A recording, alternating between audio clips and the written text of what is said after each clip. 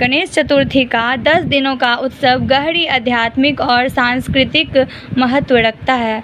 इसके पीछे कुछ कारण माने जाते हैं। दिव्यता का प्रतीक। 10 दिनों को धरती पर भगवान गणेश की उपस्थिति का प्रतीक माना जाता है। भक्त मानते हैं कि इस समय गणेश जी उनके घर आते हैं, आशीर्वाद देते हैं और सभी बाधाएं दूर करते हैं। आध्यात्मिक विकास। ये 10 दिन आध्यात्मिक शुद्धि और साधना का अवसर माने जाते हैं। लोग पूजा, भक्ति और प्रार्थना से गुस्सा, लालच, जलन जैसी बुरी आदतों से छुटकारा और शांति पाने की कोशिश करते हैं। भक्ति और अनुष्ठान।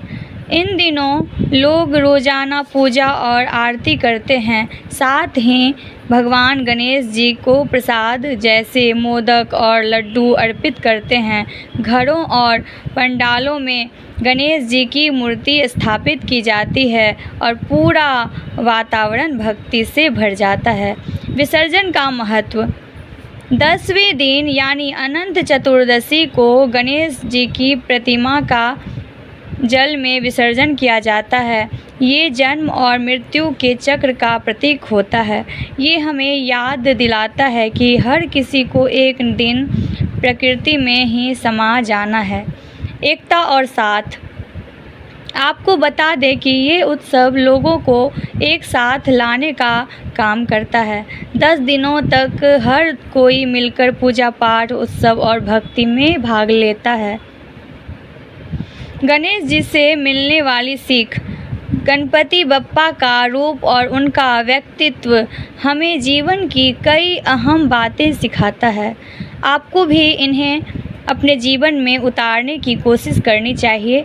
ज्ञान का महत्व। गणेश जी का बड़ा सिर बुद्धि और ज्ञान का प्रतीक है, जो हमें हमेशा सिखाते रहते हैं और प्रेरणा देते हैं। धैर्य और संयम।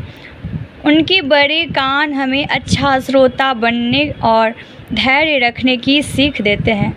विनम्रता। शक्तिशाली होने के बावजूद गणेश जी विनम्र माने जाते हैं।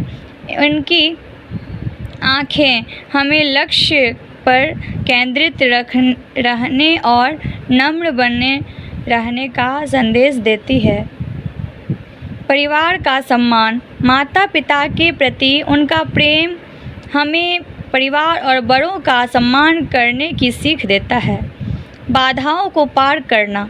विघ्नहर्ता के रूप में वे सिखाते हैं कि धैर्य, बुद्धि और सही सोच से हर मुश्किल का हल निकाला जा सकता है। जीवन में संतुलन। उनका आधा मानव और आधा हाथी रूप हमें भौतिक और आध्यात्मिक जीवन में संतुलन बनाए रखने की याद दिलाता है। बोलिए प्रेम से गणपति बप्पा मंगल मूर्ति। हर हर महादेव।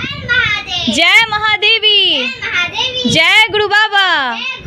जय गुरु बाबा श्री राघवेंद्र जी। आपकी सदा ही जय हो। जय जय शिव शक्ति।